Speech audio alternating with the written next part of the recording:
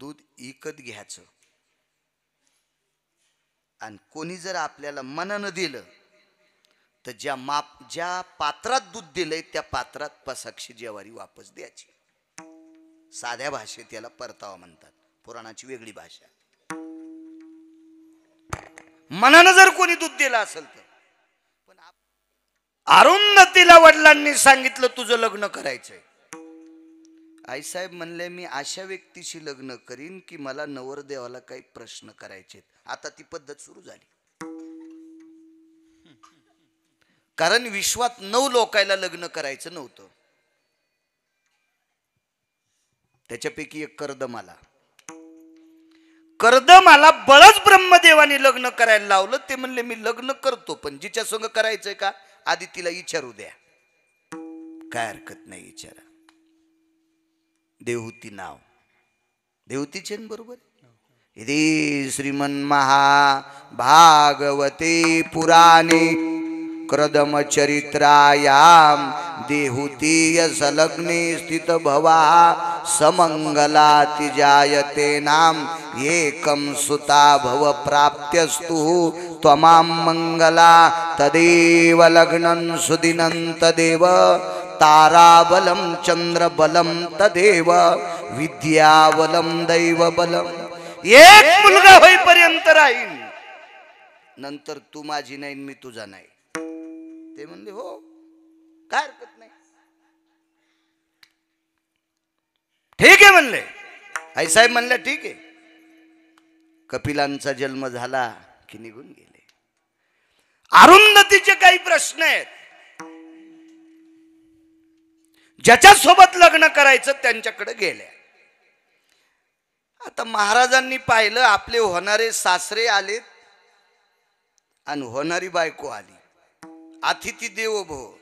चटाया 3 टाकल्या, एक स्वतःला टाकली, होणाऱ्या सासऱ्याला टाकली आणि होणाऱ्या बायकोला टाकली. नका होई नका चुलीत का जाईन पण पाव अतिथीला टाकली. आणि मग बसा म्हटल्याबरोबर अरुंधतीचे वडील बसले. आता महाराजांचा विषय असा झाला, ह्या बसल्याशिवाय आपण कसं बसावं. अतिथी देव भाऊ. अक्षिदा पडल्यावर पाणी ग्रहण केलं बायको. बसा ना. दुसऱ्यांदा आवाज दिला बसा ना. असा मी ओरडतोय असं नाही बरं का. ते कसा आवाज असेल. अहो बसा, आपल्याला अंतरण टाकलंय बसा. पण बाईच होती. बाईने विचार केला आदा कदा आपल्या प्रश्नाच्या चौकटीत नवरदेव उतरला आणि माझं जर लग्न झालं तर यांनी आसन टाकलेल्या पट्टीवर नवऱ्याकून सेवा घेतल्याचं पाप लागते.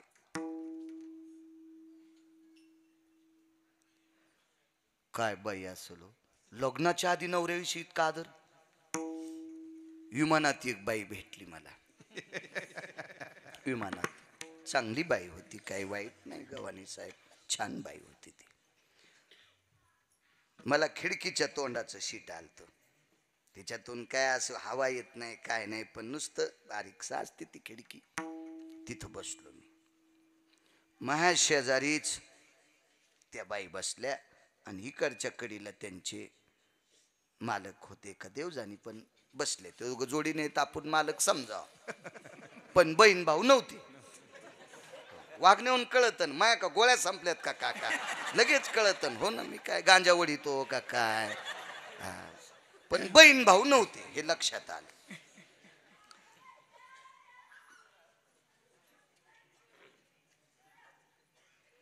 हा असू द्या असू द्या.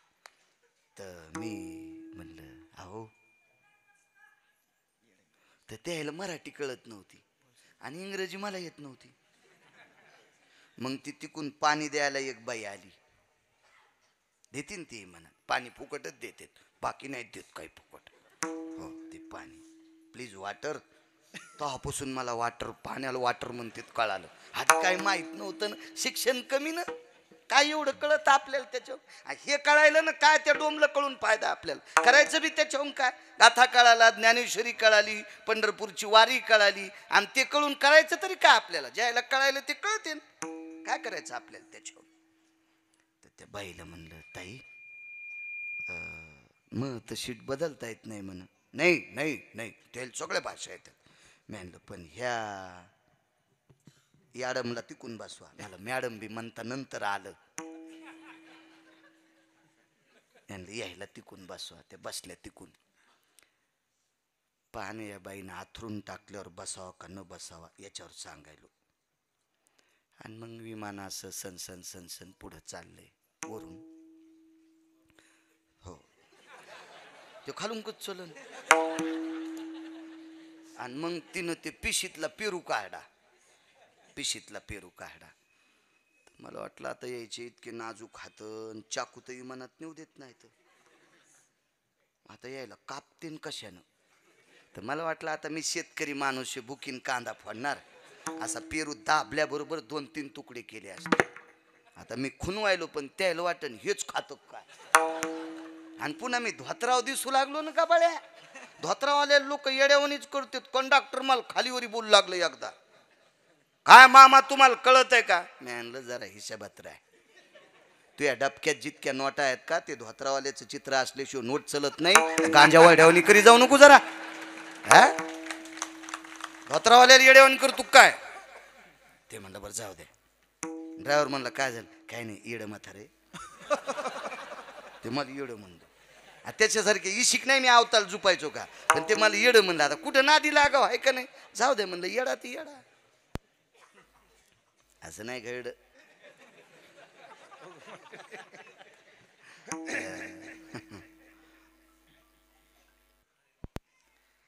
आणि ते असं गबाळ्यावानी पाहिल्यावर पण ते त्याच्या महिमेतले लोक शिकलेले माणसं. त्यानं लगे टिश्यू पेपर काढला की पेरू साफ केला. टिश्यू पेपरच म्हणते त्याला. चट शिकायलो. अहो एक बँकेत म्हातारी गेली करा सहित लाशाई. आणि तिला विचारलं आजी काय चाललंय. म्हणली काय नाही मी लय बिजी. आणि अंगुठी द्याली आणि बिजी म्हणाली पहा. मग आता तिला कळायली इंग्रजी आणि बाळ्याचे काय फ्यूज उडालेत का. मला का नाही कळायची इंग्रजी. तुम्ही बी असे मस्त गंभीरवाणी ऐकायला लागले. विठाला विठाला विठाला.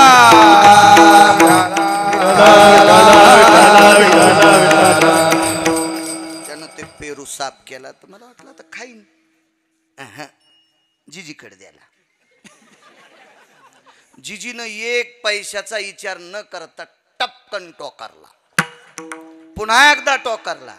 आणि मग ती लगेच म्हणली विवेक घे रे. मला वाटलं विवेक जागा बदलून खाईन. पण विवेकनं त्याच जाग्यावर टोकारला.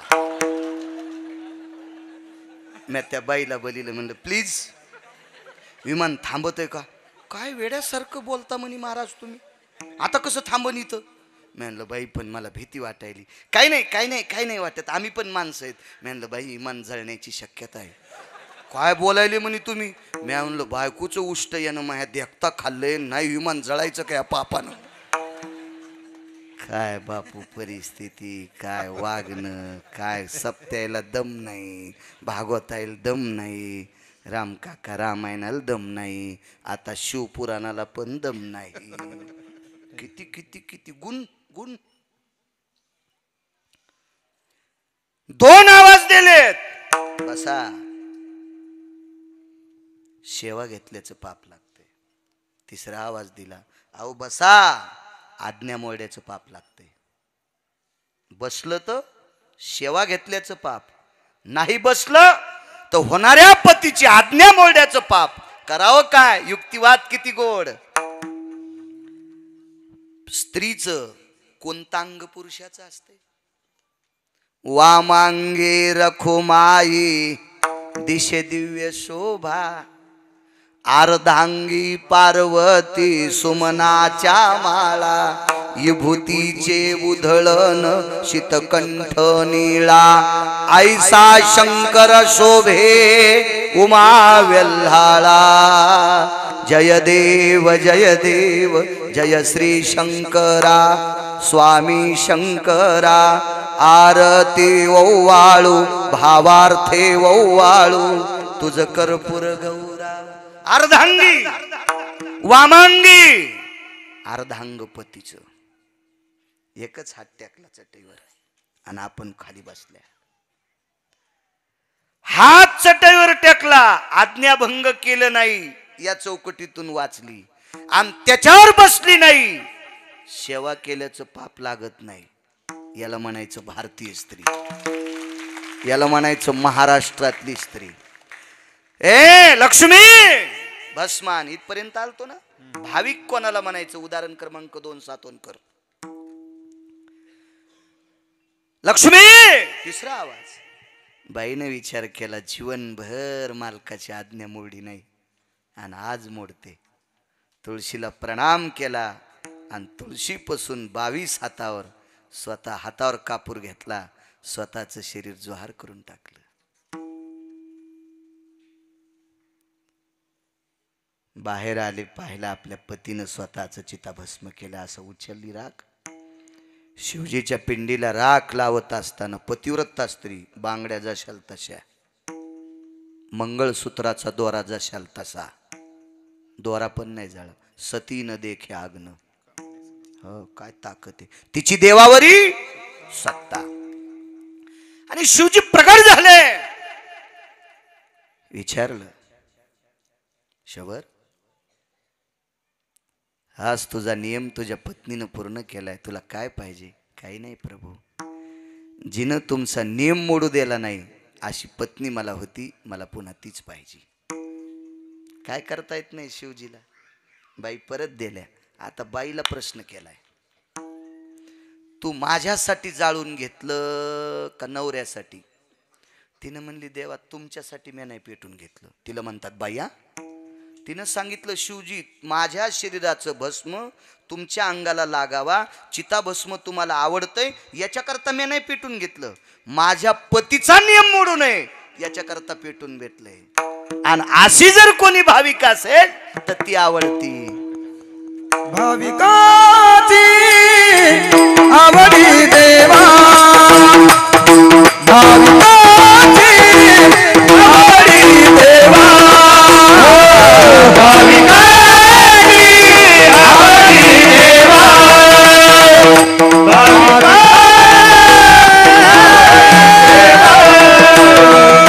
भाविकाची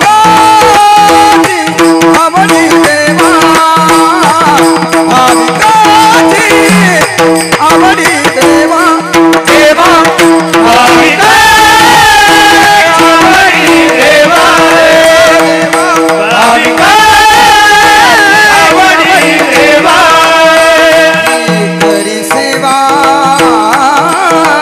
निज प्रीते, करी सेवा निज प्रीते, हिंडताया मागे पुढे, हिंडताया मागे पुढे, करी सेवा करी सेवा हिंडताया मागे पुढे,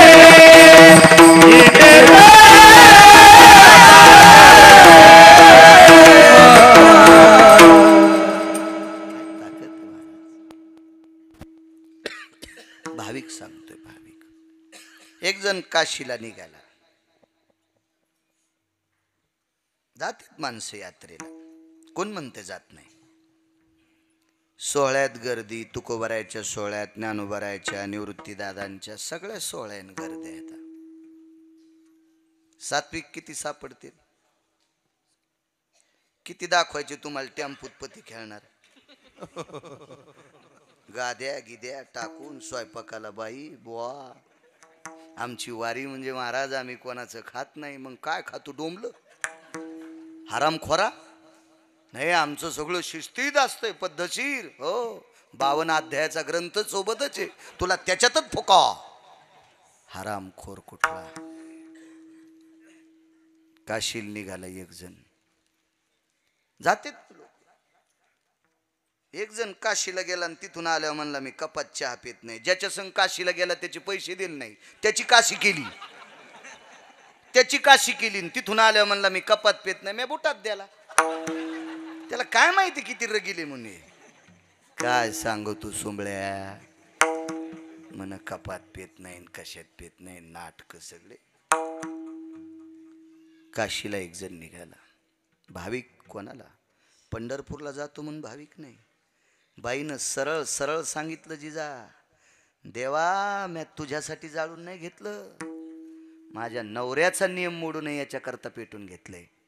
तिला भाविक, तिला भाविक, तिला भाविक.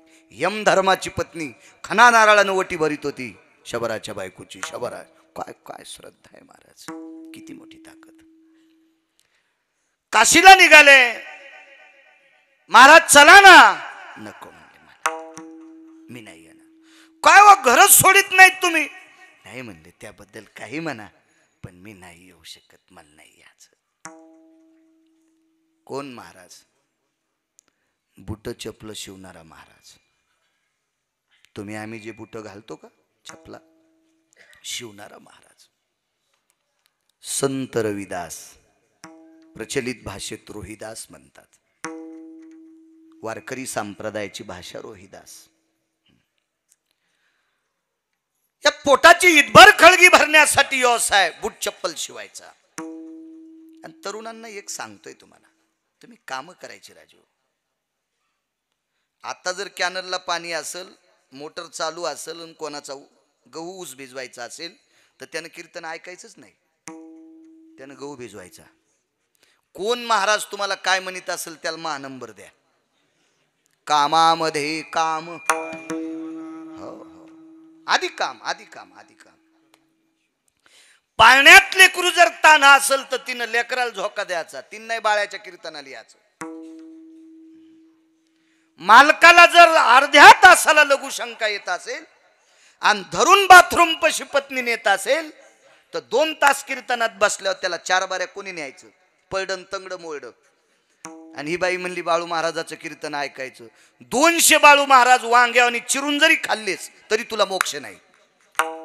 तू इकडे आल्यामुळे म्हातारं खाली पडलंय. महाराज कर्तव्य सोडणारी माणसं परमार्थात उपयोगी नसतात. पाठीमाग मंदिर आहे सावता बाबांचं. महाराज या महात्म्याने काळ्या माईला विठ्ठल मानलंय. या काळ्या मातीत जन्माला आलेल्या प्रत्येक पिकाला विठ्ठल मानलंय. कांदा मुळा भाजी अवघे विठाबाई माझी, कांदा मुळा भाजी अवघे विठाबाई माझी, कांदा मुळा भाजी अवघे विठाबाई माझी, कांदा मुळा भाजी अवघे विठाबाई माझी. लसूण मिरची कोथिंबीर अवघाला माझा, अवघाला माझा.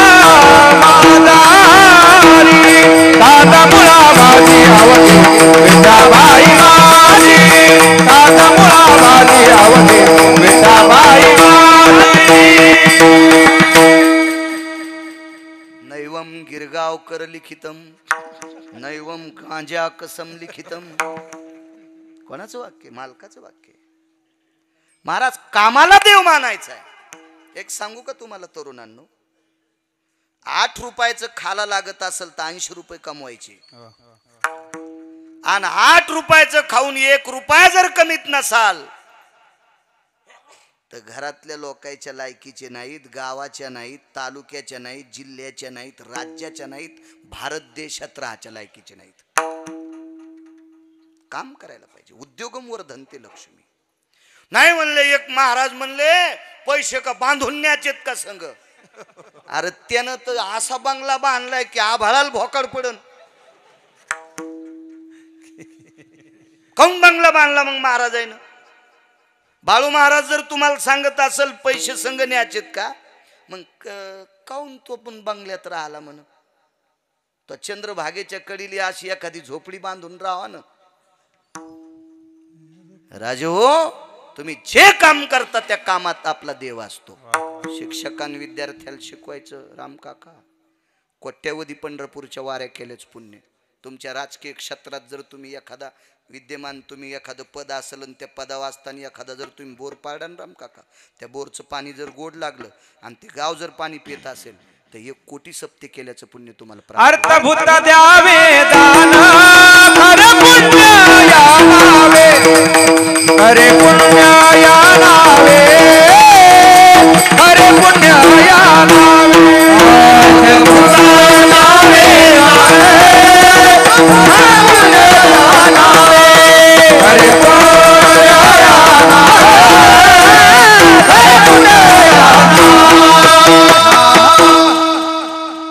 अर्थभूता द्यावे दानांना खरे पुण्य या नावे. महाराज त्याच्या पाठीमाग शास्त्र आहे. एक जण भेटलाय का मोठ्या व्यक्तीला. मोठ्या व्यक्तीला कोणाला? देहूतल्या मालकाला. देहूतल्या मालकाला एक जण भेटला आणि ते म्हणला मी काही एकादशी केली नाही आणि पिपाणी व्रत तर नाहीच आणि खडा मंगळवार तर नाहीच. आमची इथे एक बाई आली असं ना आमच्या पोरायच्या माईकडे काय काम असेल तिचं, गल्लीतली होती. तर मी म्हणलं कोण येता? अमक्या अमक्या काकांच्या सुनबाई येता आमच्या गल्लीतल्या. तर मी म्हणलं वेडीस का काय, चहा दूध कॉफी वगैरे काय? अहो त्या नको म्हणतात ना. म्हणलं मूर्ख आहेस का काय, हे म्हण काहीतरी. मग आमच्या घरचे म्हणले बाई दूध करते. मी आपलं इकडून स्वयंपाक घरात कोण येईल तर नुसतं आपण सारा महाराष्ट्र खालोत. मग कोणी आपल्या घरी आलं तर निदान कप भर दूध तर पाजणं. असं पोरायच्या माईला सांगितलं मी. पोरायची माय म्हणजे माय बायको. म्हणलं एखादा कप भर दूध तरी पाज तिला. आमच्या घरच्याने इलायची सगळी अशी आम्हाला आलेलीच. आमचं काय देवीचं तेल देवीला आणि भूते आला गाईला. माणसानं खरं सांगावं काका, खोटं कशाला बोलायचं. तसं रानातलं भरपूर येते पण हे बी लय उतू आले ना. स्पष्ट बोललं पाहिजे. आमची ते एक म्हातारी गावरान तुपात चपात्या खाची आणि विचारलं ना आजी काय खाल्लं? शिळे कुटके. साही म्हशी मेल्या. यो म्हणला तुपात चपात्या खातीन कुटके खाल्ले म्हणती. मसळ वाचलीच नाही, जीव गेल्याच निमित्त झालं. मरुस्तर कुटकेच खाल्ले तिने. आपल्याला इतकं चांगलं केलं काऊन म्हणायचं बाळू महाराजाचं बेकार पण चालू आहे का नाही? मस्त चालू आहे. दाबीन न ते घासा. लगेच उद्या 12ला फोन. आदरणीय हरिभक्तीपरायण बाळू महाराज गेले. 4 वाजता अंत्यविधी. लगेच दुसऱ्यानं टाकलं गेले दिगंबर. महाराज हे कडवं इतकं सोपं आहे का? कोण्या भंगिऱ्याला लावायले? हाणायला पाहिजे रूम ने ना. विठाला विठाला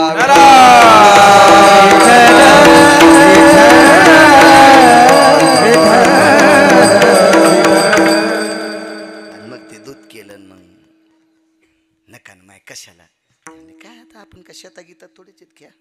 दूध घेतलं तिनं पण उभ्यान घेतलं. आमचा फिरला मनी आणि माया घरीन बाईनं उभ्यान दूध पिलं.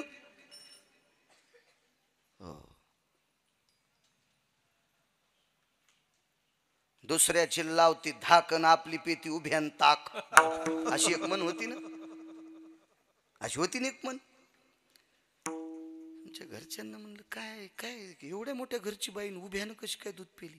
अहो त्यांना आज खडा मंगळवार आहे. म्हणलं खडा मंगळवार म्हणजे सूर्योदयापासून तर सूर्यास्तापर्यंत बसायचंच नाही. उभ्यानंच जेवण, उभ्यानंच पाणी. खडा मंगळवार. तर मी म्हणलं मी इतकी पुस्तकं वाचली बाबा. मला वक्ते बाबा भेटले बऱ्याच वेळेस. मी माधव महाराज मगरांची चिंतन पाहतो पण खडा मंगळवार नाही पाहिला. काय काय भान. तुकोबारायला ती व्यक्ती भेटली. मी एकही उपास धरला नाही. आळंदी नाही, पंढरी नाही, पैठण नाही, देहू नाही, चार्यधाम नाही, मोक्षपुऱ्या नाही, काय नाही काय नाही काय नाही. तुकोबारायने सांगितलं काय काय केलंस? काही नाही.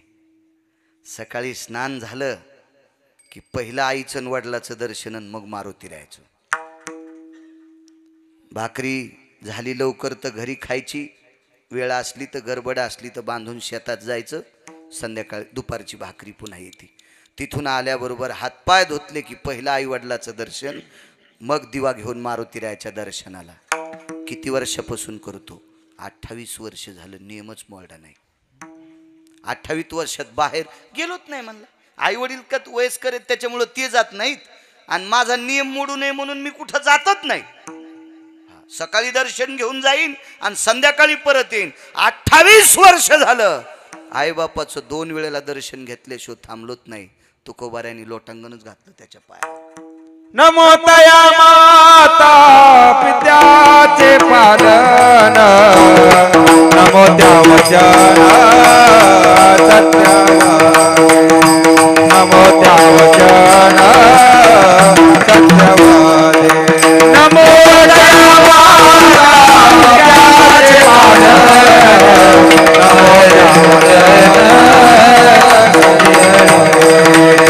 नमो त्या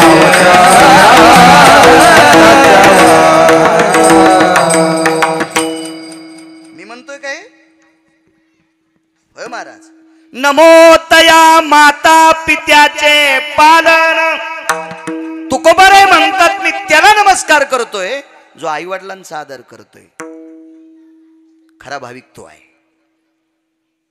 योग असा आला नको म्हणले मला काही यायचं नाही नकोय काम करत जा कामातला देव तुम्हाला एक सांगू का आजच्या गिरगावकराचं या गावातल्या 5च पोरांना नियम पाळा रोज नका पडू 2 दिवसाला पण नका पडू आठवड्यातला तुम्हाला आवडेल तो एक दिवस घ्या कोणता घ्या रविवारपासून सोमवारपर्यंत आठवड्यात आणि सुरुवातीला कारण वाल्याला सुद्धा रामराम म्हणतात नाही आलं सुरुवातीला मरामराच म्हणला तर तुम्हाला या आजच बाळू महाराजांना दाबल्यावर इतक्या लवकर वाकायचे नाही कारण तुमच्या कमराला येल्डिंग झालेली ती पटकन लूज कशी होईल होत नसतील ती लूज होत नसती त्याच्यामुळं फक्त आठवड्यात एकदा आईच्या आणि वडिलाच्या पाया पडत जा भारतातल्या कोण्याच महाराजाच्या पाया पडायची गरज नाही आणि जर तुम्हाला कोणी विचारलं असं कोण म्हणलंय तर मग नाव सांगायचं आणि रोज दिवसात 3दा आई वडिलाचं दर्शन घेतो का त्यानं पंढरपुरातल्या मालकाच्या पण पडायचं नाही त्यानं काशीतल्या मालकाच्या पण पडायचं नाही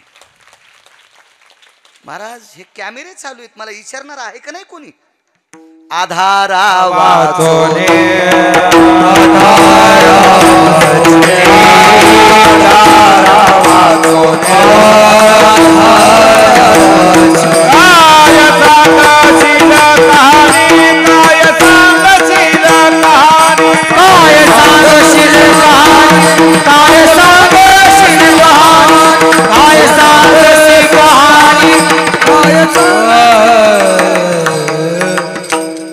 पुरावा सांगू तुम्हाला पुरावा श्रावण कोण्या आई वडला कोण्या देवाच्या पाया पडला तुम्हाला रामायणात सापडल भागवतात सापडल शिवपुराणात सापडल अग्निपुराणात सापडल ब्रह्मपुराणात सापडल गरुड पुराणात सापडल कोण्याच नाही फक्त मायबापाच्या उचलला कोणी माहिती अंत्यविधी कोणी केली माहिती पाणी कोण माजलं माहिती पंढरपुरातल्या मालकाच्या बापानं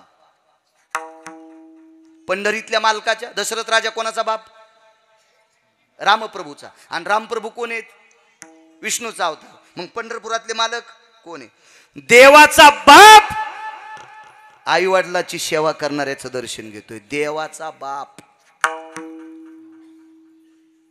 आणि तुम्ही जर माय बापाच्या पाया पडत नसाल आणि बिना चप्पलचे जरी पंढरपूरला गेले आणि त्याला जर खड्डा करून चंद्रभागेत पुरलो तरी त्या हरामखोराला मोक्ष नाही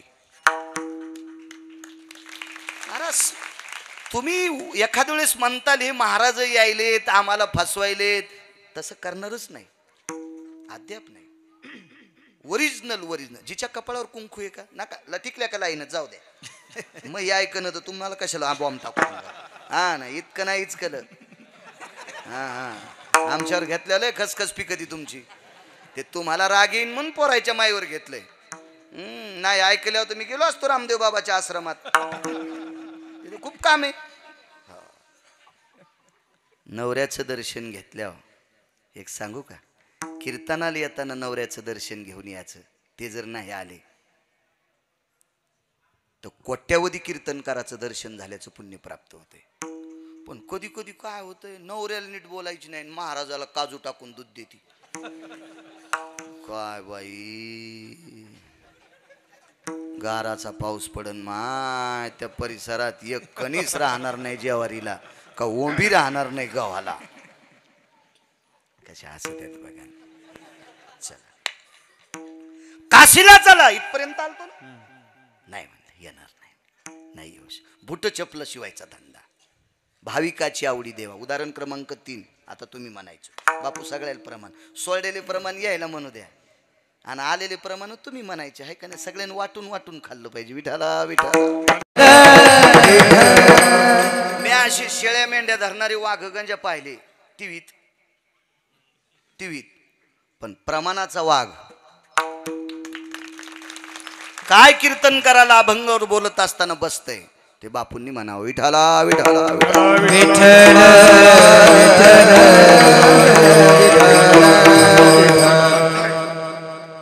चला म्हणे नाही येऊ शकत नाही मी.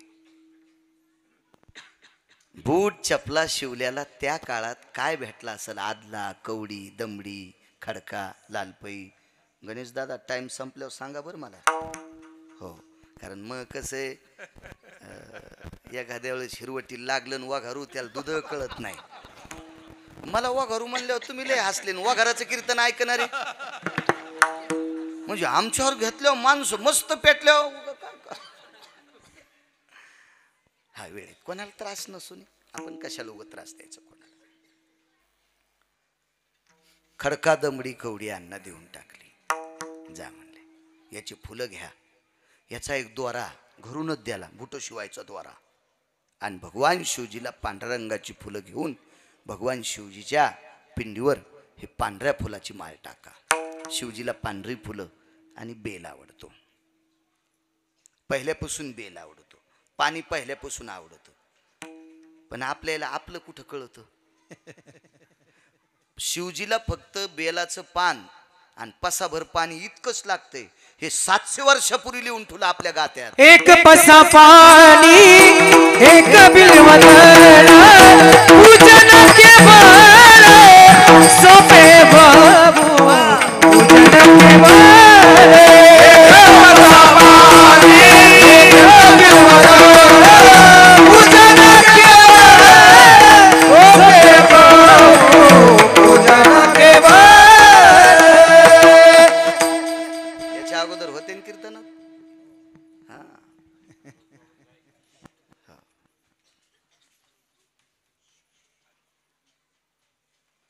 एक पसा पाणी एक बिलवदळ. माहीत झालं त्यांना. जा म्हणले एवढे घेऊन जाय. बेल भेटला तर बेल बघा, नाही तर पांढरी फुलं बघा आणि समर्पित करा.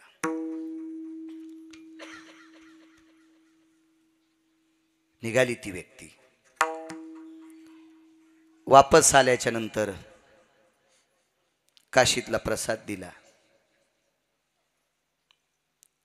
संत रविदासांनी त्या व्यक्तीला सांगितलं, दादा तू कोण्या दिवशी काशीत पोहोचलतास? मित्र होते. आमक्या तिथीला आमक्या वारी मी काशीत पोहोचलतो. बर, मी दिलेल्या आदल्याची फुलं कोण्या दिवशी समर्पित केलेत? दुसऱ्या दिवशी. मला त्याच दिवशी काशीतून प्रसाद आला. कर्म तेरा अच्छा है तो किस्मत तेरी दासी है, नियत तेरी अच्छी है तो घर में मथुरा काशी है. त्याने विचार केला, मी चलत काशीला गेलोय, मी काशीहून चलत इथपर्यंत आलोय, आणि मी पैसे देऊन काशीतला प्रसाद घेतलाय, आणि रविदासा तुम्हाला कोण द्यालाय प्रसाद? ते म्हणले, मला साधा प्रसाद नाही, शिवजीच्या हातातलं कंगन आलंय, आणि ते बी चमडे बुडवायच्या कुंडात. श्रुती नावाची व्यक्ती आमंत्रित केली. श्रुती भाविक कोणाला म्हणायचंय? उदाहरण क्रमांक 3. श्रुती नावाची व्यक्ती आमंत्रित केली. हे श्रुती माते, हा काय न्याय? मी इथून काशीपर्यंत चालत गेलोय, काशीहून इथपर्यंत चालत आलोय, मला विश्वनाथाचा प्रसाद 2 पैसे देऊन घ्यावा लागलाय. ह्या व्यक्तीनं जी पैसे दिली त्याची मी फुलं समर्पित केली, बेल समर्पित केलाय, मीही माझ्या कष्टाची फुलं आणि बेल समर्पित केलाय. मग मला हा कंगनाचा प्रसाद का नाही? का नाही असं काय? तर श्रुती रडू लागली श्रुती. तर त्यांनी विचारलं, श्रुती रडून भागू नकोस, तू रडल्यानं माझ्या प्रश्नाचं उत्तर नाही. मला सांग, हा भाविक श्रेष्ठ का मी श्रेष्ठ? मला नख राहिलं नाही, पायाला कातडं राहिलं नाही, मग कोण श्रेष्ठ? श्रुतीनं सांगितलं, राजा जरा हळून बोल, तू श्रेष्ठ नाहीस असं मी म्हणत नाही, पण तुझ्यापेक्षा कोटीपटीनं हा श्रेष्ठ आहे. का? कारण आई बापाची सेवा होणार नाही म्हणून काशीला गेला नाही. आई वडिलांची सेवा होणार नाही म्हणून काशीला गेला नाही. कारण रविदासाचे आई वडील बंगईला झोका दिल्याशिवाय झोपतच नव्हते.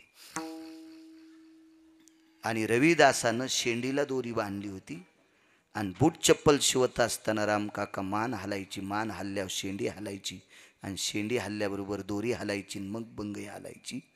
महाराज, आई वडिलाची निष्ठेनं सेवा करणाऱ्या व्यक्तीला काशीतल्या मालकांनी कंगन द्यावं, इतका ज्याचा आई वडिलावर भाव आहे त्याला भाविक म्हणतात. भाविकाची आवडी देवा, भाविकाची आवडी देवा, भाविकाची आवडी देवा, भाविकाची आवडी देवा, भाविकाची आवडी देवा,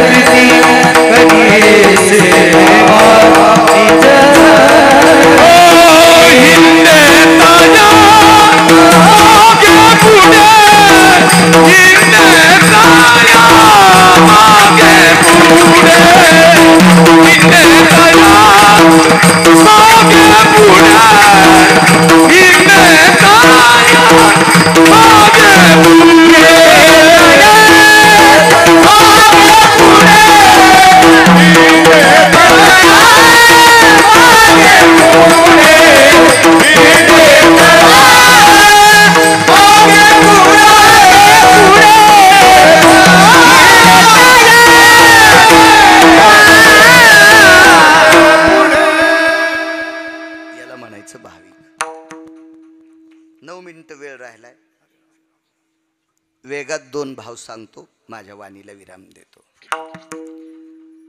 तुकोबारायाच्या सासऱ्यांनी गाय आणि मसड तुकोबारायाकडे पाठवली.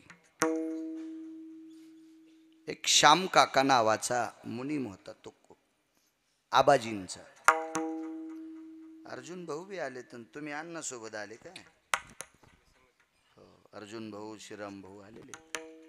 हा, संगच का?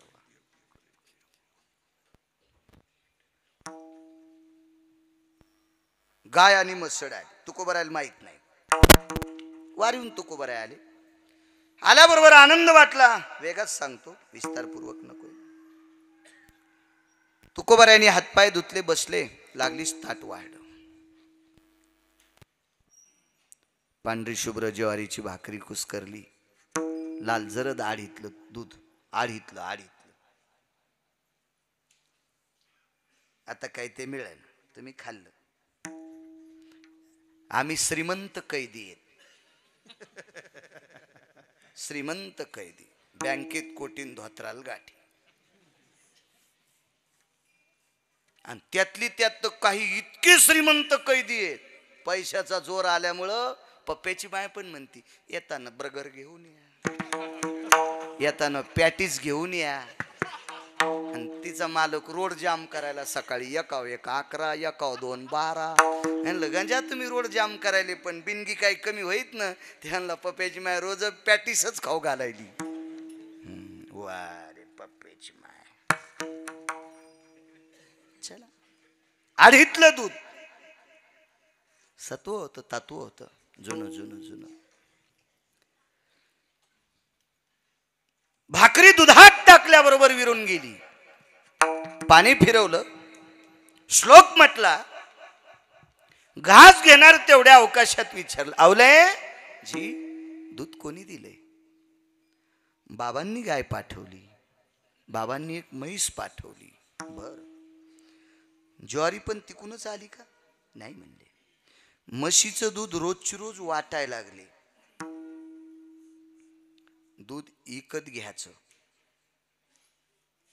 आणि कोणी जर आपल्याला मनानं दिलं तर ज्या पात्रात दूध दिलंय त्या पात्रात पसाक्षी ज्वारी वापस द्यायची. साध्या भाषेत याला परतावा म्हणतात, पुराणाची वेगळी भाषा. मनानं जर कोणी दूध दिलं असेल तर. पण आपण काय करतो, देणारे बिले इतके बहादर, जवरक दूध नासत का तोरक देतेत आणि दूध निब्बर झाल्या मग कोण देत नाही.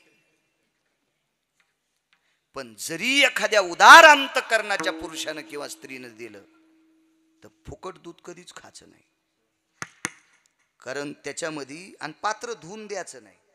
पात्र जर धुवून दिलं तर माणसं ज्वारी खातील, त्याच्यातच टाकायची आणि मग ती ज्वारी गहू असो शिजून त्या गाईला किंवा म्हशीला चारायची पद्धत होती, अशी पद्धत. पण तुकोबारायच्या घरच्या म्हशीनं 2-3 दिवस ज्वारीच्या घुगऱ्या खाल्ल्या. महाराज, चांगल्याच्या दारातली जनावरं पण किती श्रेष्ठ असतात पहा. राम काका तुकोबारायच्या लेकराची परिस्थिती पाहिल्याच्या नंतर म्हशीनं परतावा खाणं बंद केला. ज्वारीच नव्हती घरी. म्हैस म्हैस म्हैस तुकोबारायच्या घरची म्हैस. इथं जालना जिल्ह्यामध्ये आणवा नावाचं गाव आहे. आणवा नावाच्या गावामध्ये डोंगरोजी नावाच्या कुत्र्याची समाधी आहे. डोंगरोजी. अगोदर त्या कुत्र्याच्या समाधीचं दर्शन घ्यायचं सातोनकर आणि मग बाकीच्या देवायचं दर्शन घ्यायचं. आधी देवायचं नाही. ते कुत्रे एकादशी धरीत होतं.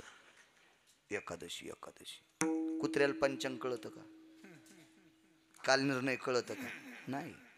ज्या दिवशी डोंगरोजी नावाचं कुत्र भाकरी खात नाही त्या दिवशी ते वारकरी एकादशी धरीत होते. चांगल्यांच्या दारातले प्राणी सुद्धा किती पवित्र आहेत. ठाकूरबुवाचं घोडं एकादशी धरीत होतं. लोगावकराचं घोडं एकादशी धरायचं. घोडं. मोठ्यांच्या दारातले प्राणी सुद्धा सात्विक असतात. प्राणी सुद्धा. संताजी महाराज जगनाडे, पोटाचा धंदा होता तेलाचा घाणा. तेली समाजाचे होते. साधूला जातीचा संबंध नाही. चांगलं वागणं हे मानवी कर्तव्य, विधी कर्तव्य. तर संताजी महाराज जगनाडे यांचा सखा नावाचा बैल अभंग म्हणल्याशिवाय चलत नव्हता. तुम्ही त्याला पेंड खाऊ घाला, काय हिरवी मका खाऊ घाला, काय खाऊ घालायचं तर घाला, पण अभंग ऐकल्याशिवाय बैल चलत नव्हता. मोठ्यांच्या दारातली, संतांच्या दारातली पशु सुद्धा किती पवित्र, लक्षात घ्या. म्हशीनं परतावा खाल्ला नाही.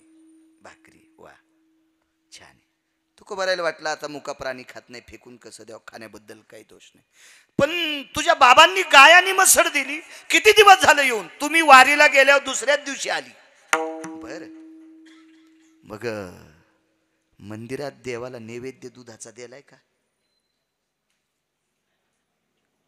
तुकोबारायच्या एवढंच वाक्य आहे का? तुकोबारायच्या तोंडातून वाक्य पडलं, मंदिरात देवाला गाय आल्यापासून दुधाचा नैवेद्य दिलाय का? निरव शांतता. निरव शांतता दोनच ठिकाणी असते. एक तर संतांचं चरित्र ऐकताना, म्हणजे कीर्तन ऐकताना, आणि एक मशानात. बाकी कुठं निरव शांतता नसती. एवढी शांतता. तुकोबाराय पुन्हा विचारतात, तावले मी तुला विचारतोय ग, मंदिरात नैवेद्य नाही मालक. काय होतंय, मला स्मरणात राहिलं नाही, आणि आत्ता जर नेऊन नैवेद्य दाखवला तर भानगड अशी मी दुधात पाणी टाकलेले, उद्या धार काढ्याबरोबर बिना पाण्याचं दूध देवाला नैवेद्य म्हणून देईल. तुकोबाराय म्हणले, मग मी पण उद्या दूध खाईन. मी उद्या दूध खाईन, आजच्या दिवस वागू दे. भाविक कोणाला म्हणायचे.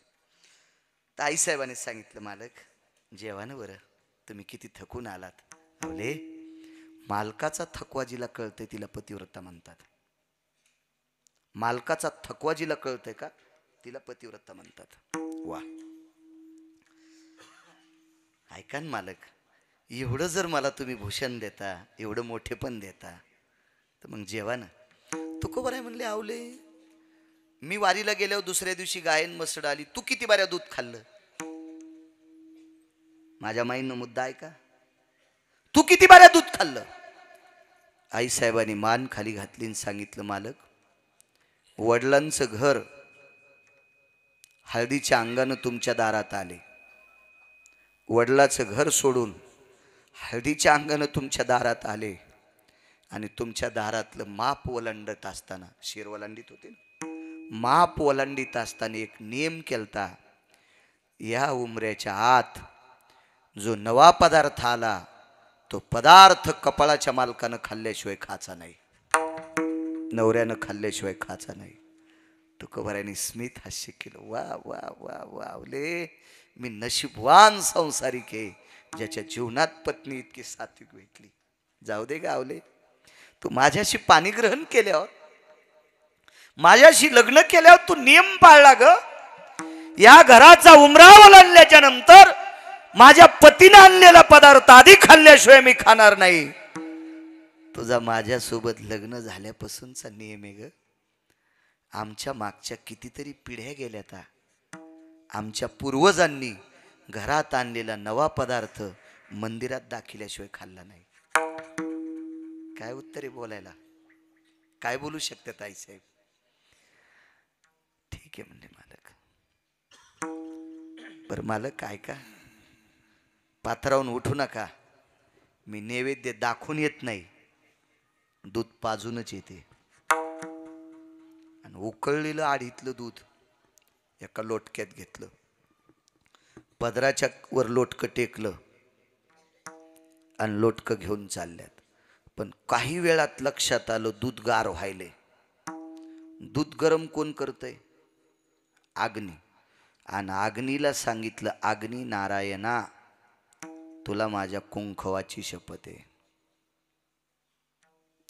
मी आई लेकरावर प्रेम करते इतकं प्रेम जर मी माझ्या पतीवर केलं असेल, त्याच्यात तिला इतकी चूक केली नसेल, तर तुला ह्या पतिव्रतेची शपथ आहे, दुधातला बाजूला सरकशील तर माझ्याशी गाठ आहे. उकळूच लागलं दूध, उकळू लागलं. टेकलं मालकाच्या पुढं, देहूतल्या मालका पुढं.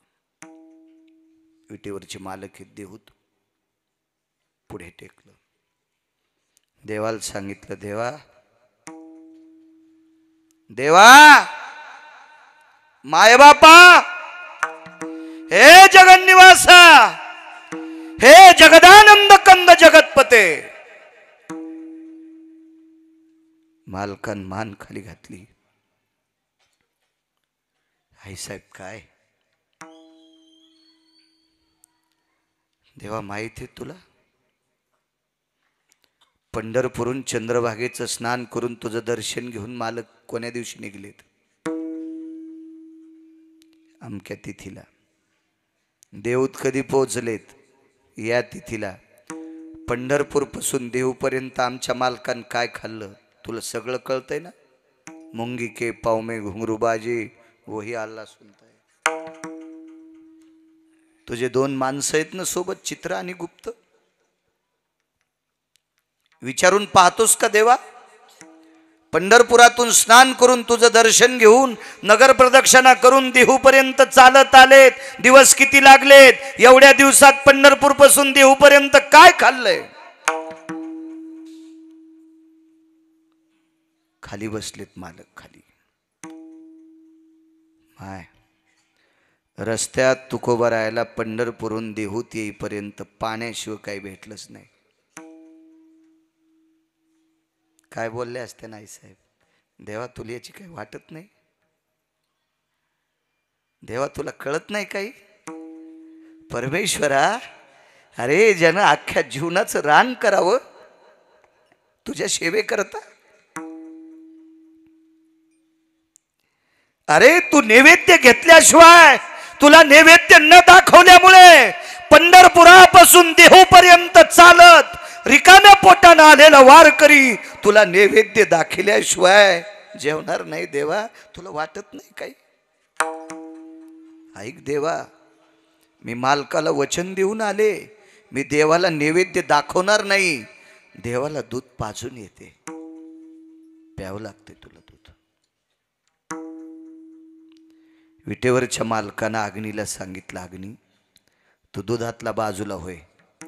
अग्नीनं सांगितलं, देवा आत्ताची आत्ता मी विश्वाला जाळतोय, एका सेकंदात तू मला जाळून टाक रागाच्या भरात, पण मी दुधातला बाजूला सरकत नाही. कारण निष्ठावंत वारकऱ्याची शपथ घातलेली, तिला निष्ठावंत वारकऱ्याची तुकोबारायची शपथ आहे. मी दुधातून बाजूला सरकत नाही. खट खट खट खट खट दूध पिऊन टाकलं. कसा चेहरा असेल हो त्याचा, कसे ओठ असतील त्याचे, काय जीभ असेल माझ्या मालकाची. राजस सकुमार मदनाचा पुतळा, पाहिलिया वेध लावी बैशी जीवी जडोने. काय रूप असेल ते. पिऊन टाकलं दूध. हातात लोटकं घेतलं. आनंदानं घरी आल्या. मालक, हे मडकं, ह्या मडक्याचा गोल भाग तुम्ही पाहता का? जिथं विश्वाच्या मालकाचे ओठ चिटकलेत, ज्या गाडग्याला ओठ, जागा पाहिल्याच्या नंतर तुकोबारायचं अंतकरण गदगद लावले. नैवेद्य दाखवला नाहीस, देव तुझ्या हाताने आज दूध प्यालेत. जी मालक जी. पात्रातला घास नाही घेतला, पात्रातलं दूध आणि भाकरीचं कालवण पिऊन टाकलं. वा, स्त्रीत्वाचा स्वाभिमान यावले तुझा. विटेवरच्या मालकाने तुझ्या हातचं दूध पिलंय. जी मालक, तुमचा आशीर्वाद आहे. संध्याकाळी भजन, भजन आटपलं. सगळी भजनी निघून गेली. तुकोबारायने हिना खुंटीला अडकवला आणि विटेवरच्या मालकाचं दर्शन घेतलं आणि देवाला विचारलं, येऊ का देवा? असं देवाकडे पाहिल्याबरोबर आता देवाचे ओठ अशी झालते, ओठ झालते अशी, ओठ अशी. जगन्निवासा माये बापा, ओठ कशानं सुजलेत? काळे निळी ओठ झाले, कशानं? असू द्या तुकोबाराय, आमच्या आईनं गरम दूध पाजले. आमच्या आईनं गरम दूध पाजले. देवा, तिला जरी कळत नसेल, देवा तुम्ही असं का केलं? का केलं तुम्ही असं? देवा का रे, का आमच्यावर असा बोझ? वेडी आहे माझी बायको, तिला कळत नाही देवा. विटेवरच्या मालकानं त्या देहूतल्या विटेवरनं उडी खाली टाकली आणि तुकोबारायला आलिंगन दिलं. तुकोबाराय, त्या माईला कळत नाही असं म्हणू नका. मी वेडा आहे असंही म्हणू नका. तुमची भक्ती मला हे करायला लाव. तर फाडत असताना उद्धव तो ओरडलाच होता.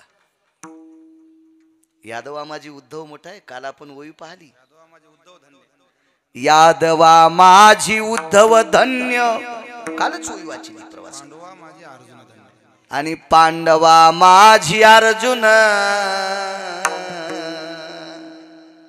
भागवतावून येताना काल ओया पाहत होतो आम्ही गाडीत. तेल जास्त ना दे, मलाही जरा जरा.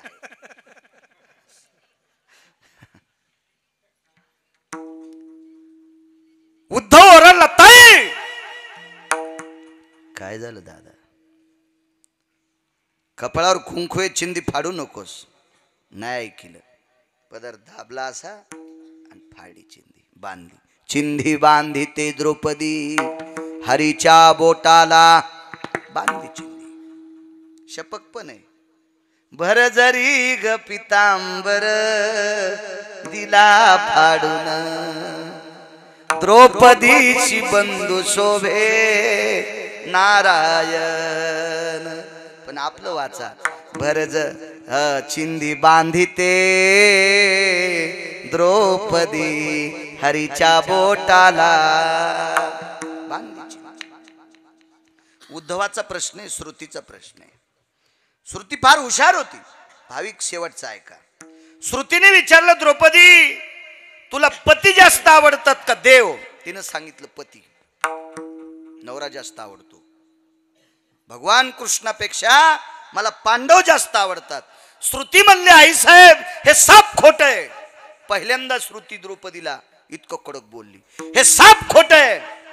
कसं शक्य आहे? पती आवडतो. कपाळावर कुंकू असल्याच्या नंतर सौभाग्यवती स्त्रीने उलटी साडीने सुजावणी, फाटलं पदरा कुंडुगड तर शिव नेसायचं, पण उलट नेसायचं नाही. आणि तू तर सरळ पती जिवंत असताना तू पदराकडनं चिंदी फाडीस आणि सरळ म्हणती मला देवापेक्षा पती आवडतो. ऐक श्रुती माते, मी तुला अजून आरडून बोंबलून सांगते, मला देवापेक्षा माझे पतीच आवडतात. श्रुती म्हणले सिद्धता.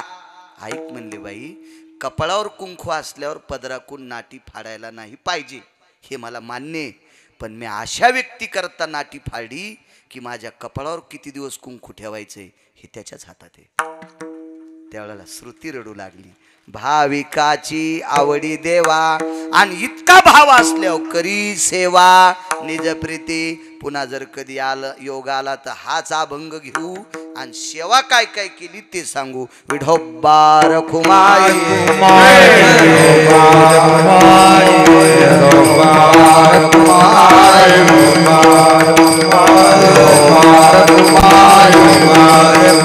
ज्ञानेश्वर माऊली ज्ञानराज माऊली ज्ञानेश्वर माऊली महाराज ज्ञानेश्वर माऊली ज्ञानेश्वर माऊली.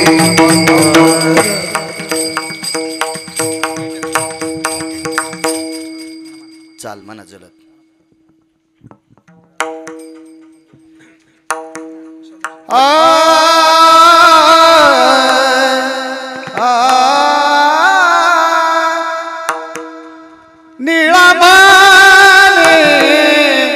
संदेह नाही निळाभाने संदेह नाही निळाभाने संदेह नाही निळाभाने संदेह नाही निळाभाने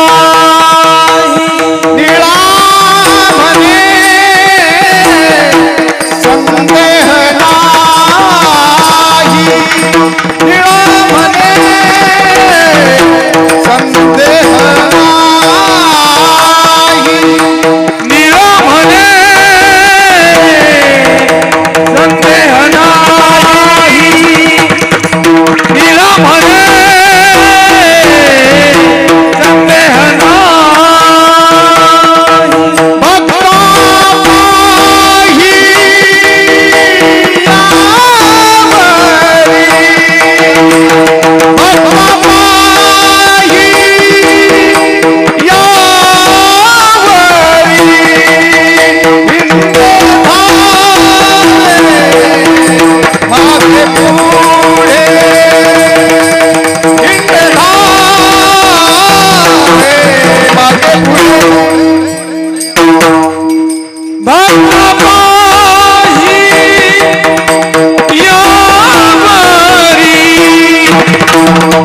भक्तापायी